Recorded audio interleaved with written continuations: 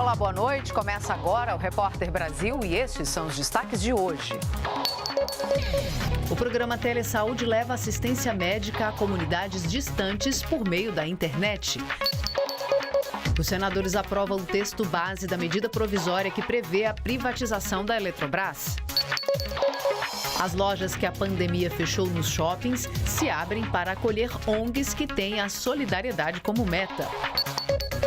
A volta aos palcos de uma das mais tradicionais companhias de balé do país, em espetáculos que vão ter a presença da plateia e que podem ser vistos online também.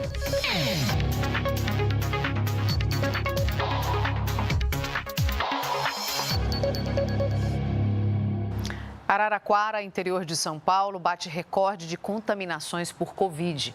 281 pessoas testaram positivo em 24 horas. Desde o início da tarde, uma reunião da Prefeitura discute a possibilidade de um novo confinamento. Ao vivo, da capital paulista, a repórter Vanessa Casalino tem as informações para a gente. Vanessa, boa noite. Boa noite, Catiúcia, você e a todos. Araraquara registrou hoje o terceiro dia seguido de alta no número de casos de Covid. E com isso anunciou que vai decretar um novo lockdown. As regras ainda não foram divulgadas. A cidade foi a primeira do país a decretar 10 dias seguidos de confinamento em fevereiro para conter o avanço do coronavírus. Os números de mortes, internações e casos caíram depois desse isolamento mais rígido. De acordo com a Prefeitura, o lockdown é para evitar pressão no sistema de saúde. A taxa de ocupação dos leitos de UTI para a Covid-19 na cidade está em 83%. E em Viracopos, interior de São Paulo, aterriza daqui a pouquinho, às 19 horas e 26 minutos, o último voo da semana trazendo a vacina da Pfizer. São 936 mil doses e com essa remessa, a farmacêutica finaliza a entrega prevista para esta semana ao Ministério da Saúde. 2 milhões e 400 mil doses ao todo. Até o fim do terceiro trimestre, a expectativa é de que as entregas totalizem 100 milhões de doses. Agora as informações do Rio de Janeiro. Quem conversa com a gente ao vivo de lá é a repórter Flávia Grossi. Flávia, boa noite. Oi, Vanessa, boa noite para você e para todo mundo que acompanha a gente aqui no Rio de Janeiro. A Fiocruz publicou um estudo da Agência de Saúde do governo britânico. Esse documento mostra que 2 doses da vacina de Oxford têm 92% de eficácia contra a variante Delta. Detectada pela primeira vez na Índia em fevereiro deste ano, essa cepa tem preocupado muito as autoridades do mundo todo pela velocidade de transmissão. O documento também mostra que a vacina de Oxford, produzida aqui no Brasil pela Fiocruz, tem uma alta eficácia contra a variante Alfa, encontrada pela primeira vez no Reino Unido, podendo reduzir, nesse caso, 86% das internações. Também foi analisado o imunizante da Pfizer, que demonstrou uma alta eficácia contra essas duas variantes. Foram analisados aproximadamente 14 mil casos que chegaram às emergências dos hospitais ingleses entre abril e junho deste ano. Catiúcia. Obrigada, Flávia. No Brasil todo, segundo o Conselho, que reúne os secretários estaduais de saúde, 496.004 pessoas morreram até aqui por causa da Covid-19. Foram 2.311 mortes, registros de morte, só nas últimas 24 horas. Além disso, são 17.702.630 casos confirmados até aqui. Só nas últimas 24 horas foram registrados 74.042 casos. Em contrapartida, segundo dados mais atuais do Ministério da Saúde, 16.030.601 pessoas que tiveram a doença já se recuperaram. E a gente mostra agora como está a vacinação pelo país no recorte por estado. Começamos aqui, a gente está com o Ministério das Doses. Vamos pelos estados? Vamos chamar a dos estados? Isso, daqui a pouco a gente mostra das doses. Agora sim, distribuição de vacinas por estados, eu destaco a região norte, o Acre, 420.600 doses já chegaram por lá. Aqui na região Nordeste, Alagoas, 1.601.270 doses já chegaram por lá. Na região Centro-Oeste, temos aqui Mato Grosso do Sul, que já recebeu 1.447.560 doses. No Rio de Janeiro, destaque da região Sudeste, 10.155.340 doses. E na região Sul, nós temos o Rio Grande do Sul, com 7.130.896 doses recebidas até o momento. Agora sim, a gente vai para aquela outra arte para dizer que o Ministério da Saúde já distribuiu por aí, em todo o país, 110.471.288 doses de vacina. Dessas doses, 81.540.602 já foram aplicadas. Tomaram a primeira dose da vacina 57.676.179 pessoas. Já a segunda dose já foi aplicada em 23.864.423 pessoas. A Comissão Parlamentar de Inquérito da Pandemia do Senado adiou os depoimentos marcados para hoje. O empresário Carlos Wizard era um dos depoentes, mas não compareceu. Ele será questionado na CPI sobre a existência de um suposto gabinete paralelo da saúde. O presidente da comissão, Omar Aziz, disse que vai pedir à Justiça a condução coercitiva de Wizard e a retenção do passaporte dele. O outro depoente era o auditor do Tribunal de Contas da União, Alexandre Silva Marques. Ele estava presente, mas o depoimento foi suspenso por causa da votação da medida provisória de privatização da Eletrobras. Ainda não há data marcada para a nova reunião. Agora, a luta contra a Covid no mundo. O Japão anunciou que vai amenizar o estado de emergência em 9 cidades do país, incluindo a capital, Tóquio, isso a partir de domingo. Mas continuará mantendo algumas medidas restritivas, como limitar o número de espectadores em grandes eventos. A mudança no estado de emergência do país pode abrir caminho para que haja público durante as competições dos Jogos Olímpicos, que começam no dia 23 de julho. A decisão do governo preocupa muitos japoneses que temem um aumento no número de casos de Covid-19.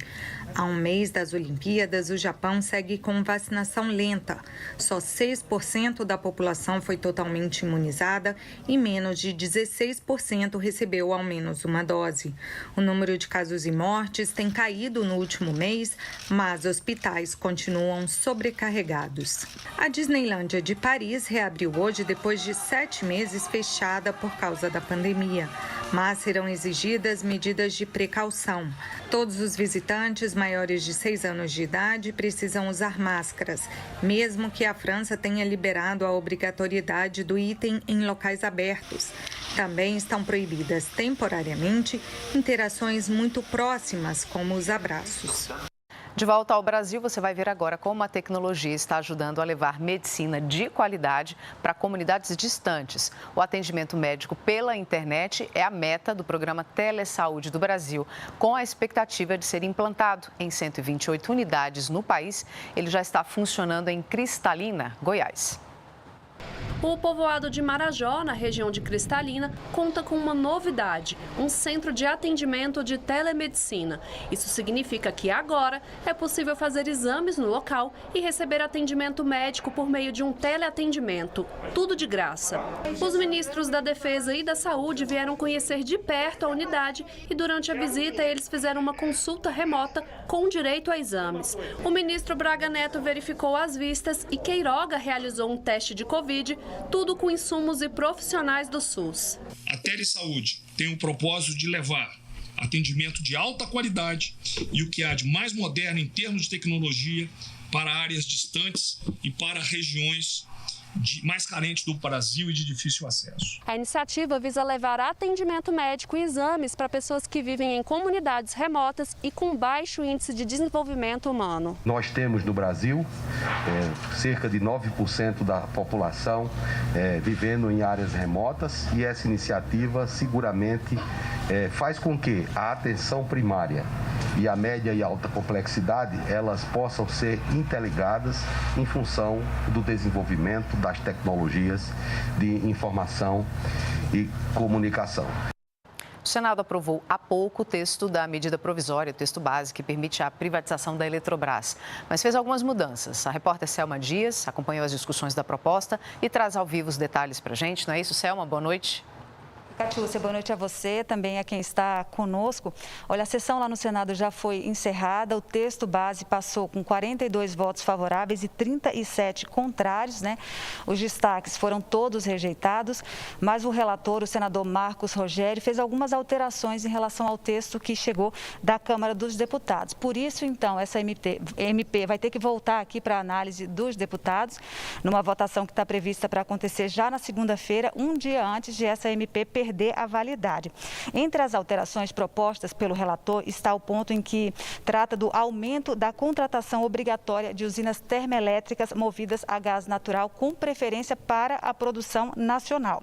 E o principal questionamento em relação à privatização da Eletrobras tem a ver com o aumento da conta de luz para os consumidores. Mas o governo garante que isso não vai acontecer, né? E disse também que a medida vai tornar a Eletrobras mais eficiente, inclusive baratear em até 7,36% a conta de luz para os consumidores. Conheça agora os principais detalhes, as principais mudanças que ocorrerão caso essa MP seja também aprovada aqui na Câmara dos Deputados. A Eletrobras é a maior empresa de geração e transmissão de energia do país. O ponto central da proposta é reduzir de 60% para 45% a participação da União nas ações da estatal a partir da capitalização, mantendo, entretanto, o poder de veto nas deliberações sobre o estatuto da empresa. A MP também autoriza a criação de uma empresa pública ou sociedade de economia mista para administrar a Eletronuclear e a Itaipu Binacional, que permanecerão no controle da União. Os empregados poderão ser reaproveitados em outras empresas públicas do setor e os demitidos terão direito à compra de ações com o dinheiro da rescisão trabalhista a preços diferenciados. Além disso, a MP permite à União prorrogar por 30 anos as concessões de usinas hidrelétricas controladas direta ou indiretamente pela Eletrobras. No texto que saiu da Câmara foram incluídos pontos que não constavam da proposta original, os chamados jabutis, que causaram discussão entre os senadores e fizeram o relator, o senador Marcos Rogério, alterar novamente o parecer pouco antes da votação. Não foram mudanças significativas, foram mudanças pontuais. Essa matéria nasceu do Poder Executivo, mas ela se aperfeiçoa no Poder Legislativo, nas duas casas. Não é a visão unilateral do governo, não é a visão unilateral da Câmara e não será a visão unilateral do Senado Federal. É a soma das visões do Poder Executivo, da Câmara e do Senado, com a participação de todos os atores, que vai formar o texto final dessa medida provisória. Para falar sobre essa medida provisória que trata da privatização da Eletrobras, a gente conversa agora com o nosso comentarista, cientista político, professor da Universidade de Brasília, Ricardo Caldas. Bem-vindo mais uma vez. Boa noite, professor. Boa noite. A gente viu aí a Selma falando que a votação foi 42-37, foi uma votação apertada, mas passou, né? Foi, realmente você observou muito bem, Catiúcia, e passou por pouco. O texto, como ele estava, como ele ficou do Senado, ele acabou desagradando tanto os chamados privativistas, né, os que querem privatizar, e também desagradou a oposição, porque os que defendem a privatização acham que não avançou o suficiente, acaba criando uma empresa semi-estatal que vai captar recursos públicos. A oposição entende que deve permanecer como uma empresa pública, né? E aí, então, o relator teve que caminhar vamos dizer assim, nessa via estreita, e para conseguir aprovação, o que aconteceu? Ele fez muitas concessões para os senadores, autorizando vários jabutis, como a reportagem já mencionou, ou seja, fatos que não estão diretamente relacionados com a possível capitalização / privatização da Eletrobras. E acabou que isso também gerou muita discussão, porque cada senador queria botar alguma coisa do seu interesse e acabou distorcendo o texto final, e esse texto acaba tendo que voltar para a Câmara para ser rediscutido. Professor, essa privatização, na sua avaliação, ela é positiva para o nosso setor energético? ela não é positiva, ela é necessária. Se a gente for olhar, vou dar só um dado aqui que eu acho que é importante para o nosso telespectador. O consumo de energia cresceu 12,4% em maio, na última medição da Câmara de Comercialização de Energia Elétrica. Quer dizer, nesse ritmo, as empresas que existem, especificamente a Eletrobras, não têm condições de atender essa demanda. Não vamos esquecer que nós estamos no meio de uma crise hídrica. Então, a gente precisa realmente de mais empresas, mais investidores, para que haja uma maior oferta para o consumidor e não haja aumento de energia. Quando o senhor explica isso, é para o telespectador entender melhor que o governo não tem condições de bancar uma melhoria na Eletrobras agora e por isso daí a privatização? É isso? A necessidade, né, de investimentos, o volume de investimentos necessários para atender a toda a demanda nacional de energia seria muito grande e retiraria recursos públicos importantes que deveriam ir ou devem ir para educação e saúde. Então, é preferível deixar que o mercado traga esses recursos e faça esses investimentos. E aí a ideia, como já foi falado na reportagem, é que a participação do governo caia um pouco, ele deixe de ser o acionista majoritário, mas continua sendo o maior acionista individualmente. E a gente não pode esquecer também que essa discussão sobre a privatização da Eletrobras resgatou um ponto importantíssimo que eu queria trazer aqui para o nosso telespectador, que é aquela questão da Golden Share, da ação dourada que o governo continua tendo, ou seja, o governo continua sendo o acionista mais importante, mais estratégico da empresa, mesmo que privatizada, como aconteceu com a Vale do Rio Doce. Obrigada, professor. Até amanhã. Até amanhã, se Deus permitir. E daqui a pouco você vai ver a volta ao palco de uma das mais tradicionais companhias de balé do país em espetáculos que vão ter a presença da plateia e que podem ser vistos online também. Os detalhes depois do intervalo.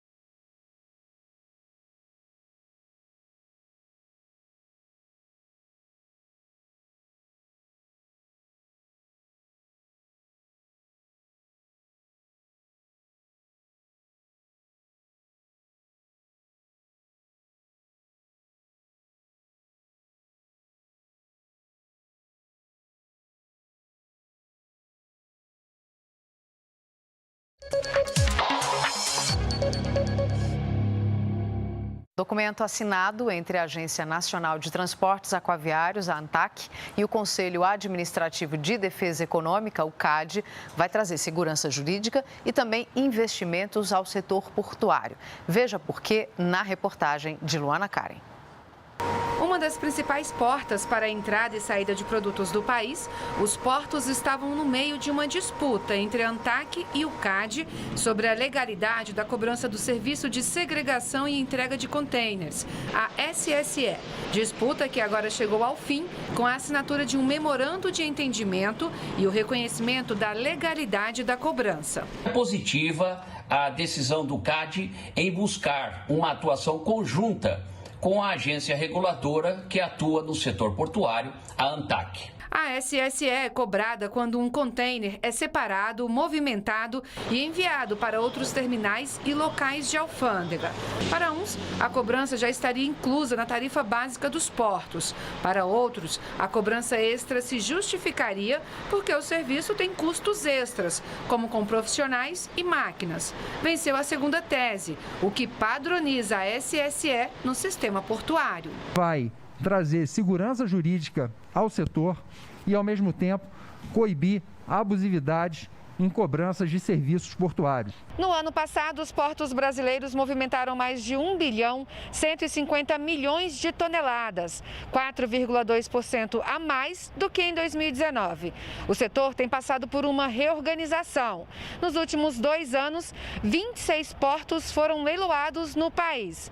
Outros 17 portos estão previstos para serem arrendados ainda este ano. Isso vai trazer os empregos de volta, vai trazer os investimentos de volta. E faz parte, no final das contas, de uma série de ações que tentam, no final das contas, impulsionar investimentos, tentam impulsionar o setor portuário. O município de Jaguaruana, no Ceará, é conhecido como a capital nacional da rede. O produto é, inclusive, a fonte de renda de muita gente por lá. Tanto que a cidade recebeu a primeira identificação geográfica de procedência do estado. A gente vai entender o que é isso na reportagem da nossa afiliada, a TV Ceará. Símbolo de cearensidade, as redes de dormir são itens obrigatórios no estado. Grande parte delas feitas em Jaguaruana, município do Vale do Jaguaribe. A chamada Terra da Rede é um polo tradicional têxtil, especialmente na fabricação de redes de dormir. Segundo historiadores, desde o século XVIII, a região já produzia de forma artesanal redes como essas. Por sua fama, o produto começou a ser muito copiado. Como garantir então a procedência de uma rede autenticamente jaguaruanense? A resposta veio pelo NUTEC, o Núcleo de Tecnologia e Qualidade Industrial do Ceará. A autarquia deu entrada em 2020 no INPI ao processo de indicação de procedência, garantindo que as redes feitas em Jaguaruana sigam os padrões únicos de qualidade. Foi muito trabalho até chegarmos a esse resultado. Muitos documentos foram encaminhados ao INPI, muitos encontros e reuniões aconteceram com os produtores para que nós pudéssemos construir algo que fizesse parte da realidade deles. Agora, todos os produtores que quiserem receber o selo de procedência da tradicional Terra da Rede devem seguir parâmetros específicos que atendam critérios de material utilizado, qualidade e conforto. Para o presidente da Associação dos Fabricantes de Rede da cidade, o reconhecimento feito por um órgão da importância do INPI valoriza o item, principalmente no momento de recuperação das vendas. A indicação de procedência, nós vamos ter como certificar esse produto, né? E a pessoa que está comprando realmente ter como garantir de que está comprando um produto original. Se deitar numa rede é bom, deitar numa rede original de Jaguaruana agora ficou mais fácil ainda.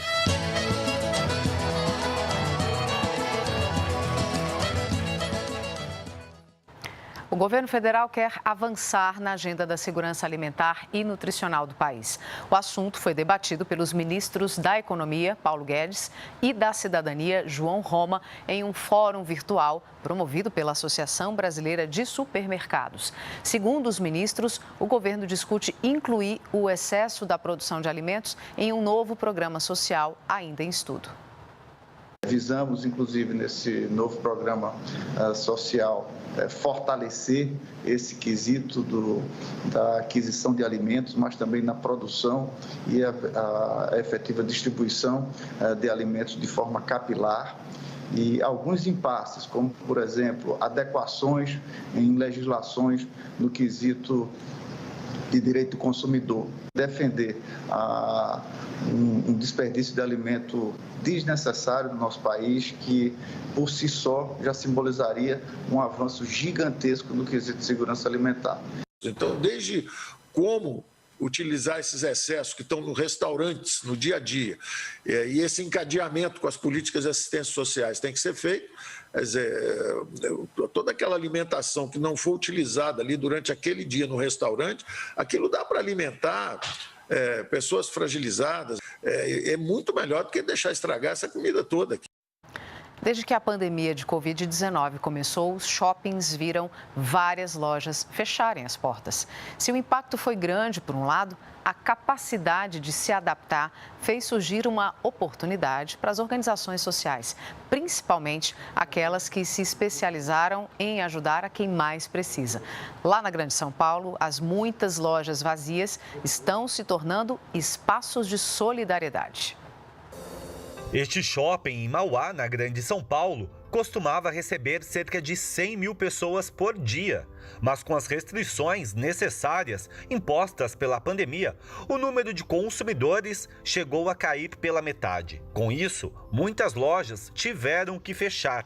Com pontos de venda ociosos, o shopping teve uma ideia: ceder espaço para ONGs. Ocupar os espaços com ações sociais para aproximar quem tem vontade de ajudar, mas não sabe como, de quem precisa. A primeira ONG beneficiada é a instituição Irmã Marli, que ajuda diariamente mais de 400 crianças e adolescentes. Tira a criança da rua, né? Tira a criança do movimento do tráfico, das drogas, da prostituição, do trabalho e põe ele dentro da casa. Ele é atendido. Ele faz judô, ele faz arte, ele faz dança, é contraturno com a escola, tá? E fora essa casa, essa unidade, nós temos mais 3 unidades que são de acolhimento. O espaço será usado por diversas entidades em forma de rodízio. Um dos principais benefícios é divulgar o trabalho para conseguir doações. Ceder o espaço temporariamente para entidades pode gerar benefícios também para o shopping, como manter a ocupação constante. Dos 14 pontos que ficaram vagos com a pandemia, 8 já foram ocupados. Mas mesmo depois que todos voltem a ser locados, o shopping espera ainda reservar um espaço para as entidades. Para fazer com que o público tenha acesso a esse pessoal, a gente quer transformar isso num quiosque, que é um espaço, num corredor, num espaço movimentado, tão movimentado quanto, mas não é uma loja, né? Estão aqui com a gente para sempre, né? Jogar as lâmpadas fluorescentes no lixo comum pode gerar problemas ambientais, já que elas têm substâncias tóxicas. No Rio de Janeiro, uma ONG montou um programa específico para recolher esse tipo de resíduo. Na hora de jogar fora as lâmpadas fluorescentes que usa em casa, Luciane tem a atitude que a maioria das pessoas deveria ter. Em vez de depositar no lixo comum, ela faz o descarte nesse ponto de coleta, perto de onde mora, em Niterói.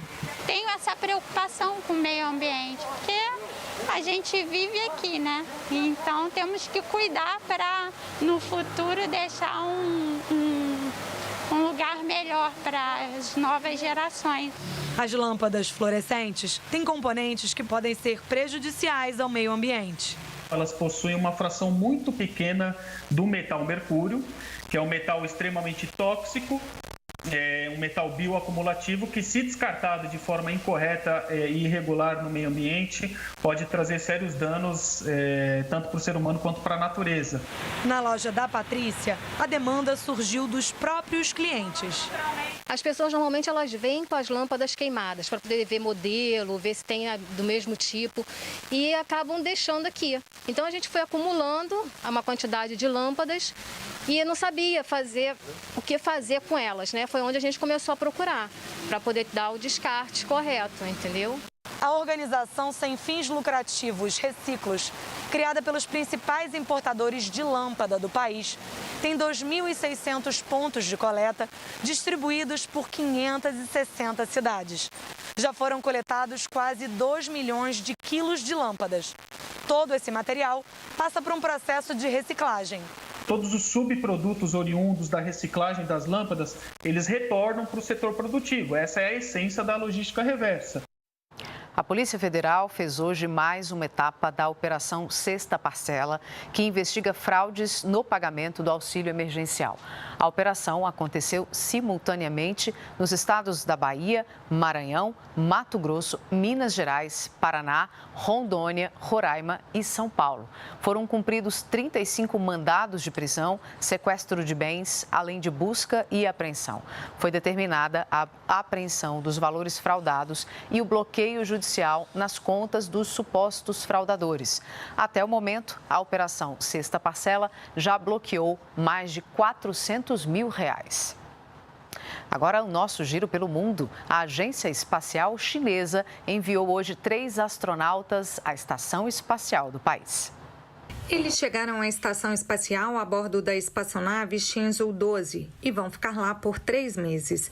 Estes astronautas serão os primeiros chineses a viver e trabalhar na estação espacial do país, que ainda está sendo construída. A Suprema Corte norte-americana rejeitou por 7-2 um pedido feito por governadores republicanos para invalidar o Obamacare. O programa foi criado pelo presidente Barack Obama para garantir acesso a planos de saúde pela população de baixa renda. Nos Estados Unidos, não existe sistema público de saúde, como o SUS, por exemplo. Em 2012, a Corte havia declarado que o programa era constitucional, mas havia dúvida se esse entendimento seria mantido, já que houve uma mudança na configuração da Corte depois que Donald Trump indicou 3 juízes conservadores para o tribunal. A polícia de Hong Kong prendeu 5 diretores do jornal pró-democracia Apple Daily e apreendeu material jornalístico. Autoridades chinesas acusam o dono do jornal, Jimmy Lai, de conluio com países estrangeiros. Lai é um crítico ferrenho de Pequim que impôs a Hong Kong uma lei de segurança nacional considerada antidemocrática. O uso de plantas medicinais é bem comum no dia a dia dos brasileiros. Tem chá para dor de cabeça, incômodo no estômago e por aí vai. As plantas medicinais têm diversos benefícios, mas também é preciso ficar atento ao uso excessivo. Veja na reportagem da nossa afiliada TV Feira. Mercúrio, hortelã, brilhantina, mastruz. Dona Creuza tem mais de 20 tipos de plantas medicinais no quintal. A lavradora de 56 anos vende xaropes e chás dessas ervas. Dona Creuza aprendeu a usar as plantas medicinais com a mãe e a avó. Depois, lá na frente, ela tomou um curso. Nesse curso, o que foi que você aprendeu, Dona Creuza? Aprendi a quantidade. Para saber a quantidade que eu colocava, porque às vezes a gente coloca mais ou menos. Então, esse curso foi para isso. E hoje em dia a senhora já faz diversos xaropes? Faço, tem 17 anos. 17 anos? É. Aqui tem xarope para bronquite, sinusite, tem até para mioma. É. A senhora usa algum? Também. Tânia adora um chazinho. Usa sempre melissa e capim-santo que ela tem na horta de casa. É de hábito, né? Aquele chazinho da noite ou da manhã. Quem não pode plantar em casa, compra em lojas especializadas. Esta vende 250 variedades de plantas medicinais. O erva doce, camomila, chá de boldo, folha de boldo, são assim campeões de venda. Uma universidade particular catalogou 88 espécies de plantas medicinais utilizadas na região de Feira de Santana. Várias delas têm eficácia comprovadas, mas a gente está estudando agora outras finalidades também, como é o caso dessa planta aqui, que é objetivo de estudo de 2 alunas, que são alunas do curso de farmácia, e que estão estudando o potencial antifúngico dessa planta, que é a Achaia mansa. Agora um lembrete, se você não tem costume de usar plantas medicinais, é bom consultar um médico antes. Existem já hoje chás muito populares que são utilizados no dia a dia, que podem ser utilizados de forma segura, mas é muito importante que as pessoas não abusem do uso, porque como toda medicação, o uso excessivo pode também causar danos à saúde. Uma notícia que acaba de chegar, a Prefeitura de São Paulo confirmou há pouco que maiores de 18 anos sem comorbidades podem ser vacinados contra a Covid-19 a partir de amanhã na chamada Xepa das Vacinas. A Secretaria Municipal de Saúde vai usar as doses que sobram ao final do dia nas unidades básicas de saúde e nos postos de vacinação. É preciso se cadastrar para ter acesso à Xepa. Dia de estreias de filmes nas plataformas de streaming e também nos cinemas. Confira as nossas dicas da semana com a Ana Carina de Carvalho. Para celebrar o 19 de junho, Dia do Cinema Brasileiro, a plataforma Em Casa com Sesc traz uma programação em homenagem ao grande cineasta Eduardo Coutinho. No catálogo, 3 importantes obras do documentarista e um filme com uma das últimas entrevistas do premiado diretor, que faleceu em 2014. E realmente é melhor não fazer do que fazer um filme de 70 minutos que você não acredite. Outra dica para ficar em casa é o Festival 8,5 da Festa do Cinema Italiano. Sessões gratuitas com filmes contemporâneos inéditos. Entre eles, destaque pro As Irmãs Macaluso, que fez sua estreia mundial no Festival de Veneza ano passado. É o terceiro longa da aclamada dramaturga Emma Dante, que também vai ministrar uma aula aberta ao público durante a mostra. O evento é totalmente online e acontece entre os dias 17 e 27 de junho pelo site Festa do Cinema Italiano ou pela plataforma Look. Imperdível.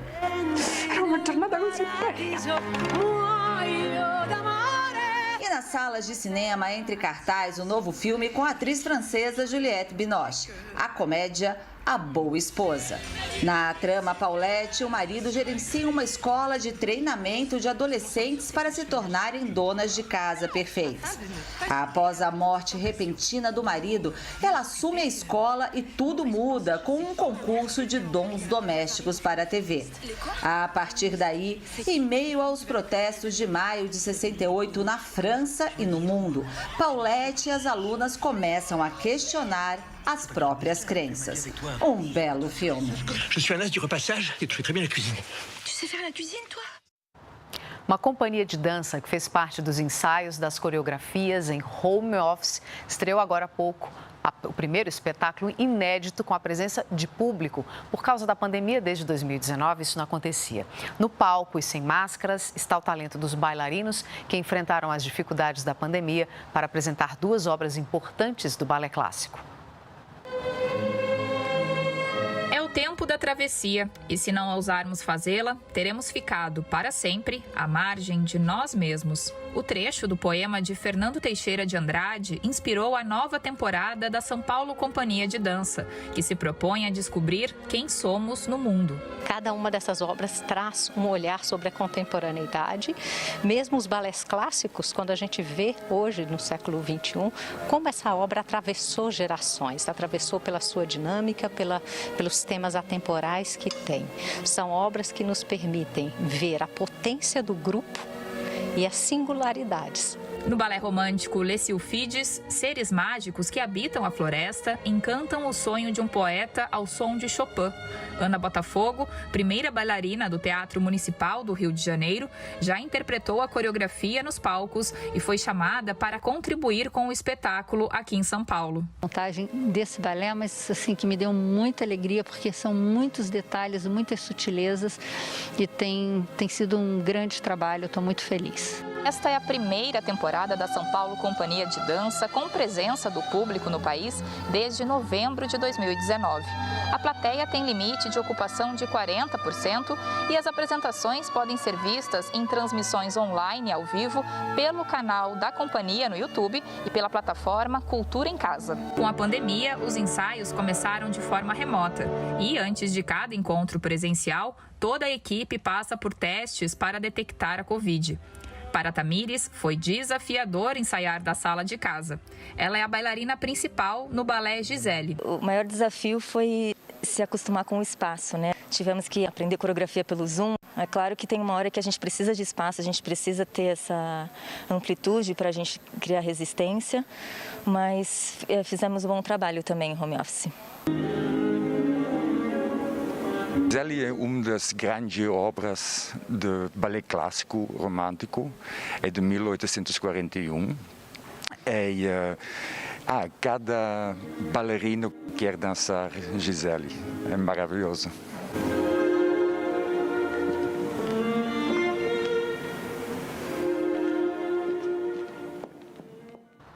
Estiveram hoje com a gente as intérpretes de Libras, a língua brasileira de sinais, Brenda Rodrigues e Leide Mendes. O Repórter Brasil fica por aqui. Você pode rever as nossas reportagens nas nossas redes sociais. Você fica aí com um pouco mais da beleza do Balé São Paulo, companhia de dança, na volta ao palco em noite de muita emoção. Obrigada pela companhia, uma ótima noite. Até amanhã. Tchau.